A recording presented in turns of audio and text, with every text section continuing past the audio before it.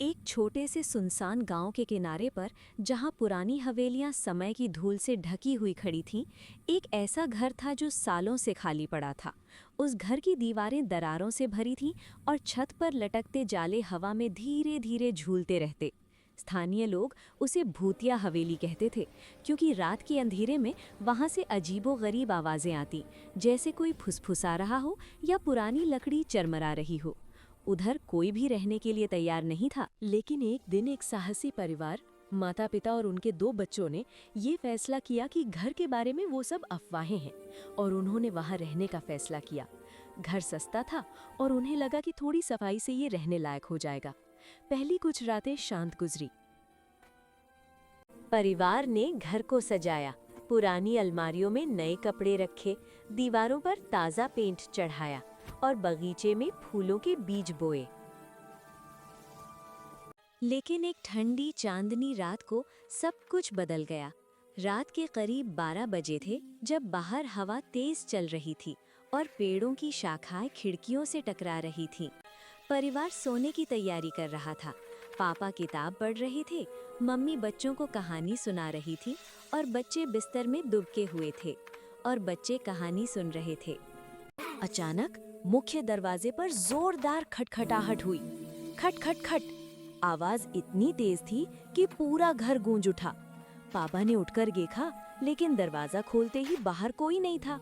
फिर पापा ने दरवाजा बंद किया। लेकिन जैसे ही वे वापस मुड़े, एक ठंडी कर्कश आवाज गूंजी, मैं लौट आया हूँ। आवाज इतनी भारी और गहरी थी कि लगता था वो घर की दीवारों से ही निकल रही हो। परिवार के रोंगटे खड़े हो गए। बच्चे चिल्लाए, मम्मी कोई है। मम्मी ने उन्हें गले से लगा लिया, लेकिन उनकी खुद की आंखें डर से फैली हुई थीं। पापा ने टॉर्च जलाई और घर की तलाशी ली, लेकिन कुछ नहीं मिला। रात भर अजीब घटनाएं होती रहीं।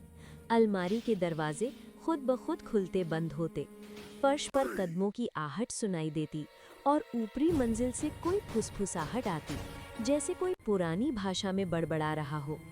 सुबह होने तक परिवार थक चुका था। उन्होंने स्थानीय बुजुर्गों से पूछा तो पता चला कि ये घर 100 साल पहले एक अमीर जमींदार का था, जो रहस्यमयी तरीके से गायब हो गया था। लोग कहते थे कि उसका भूत अब भी अपना खोया हुआ खजाना ढूंढता फिरता है। एक खजाना जो सोने चांदी का नहीं, बल्कि पुरानी दुर्लभ किताबों का था, जिनमें जादू और रहस्यों की कहानियां लिखी थीं।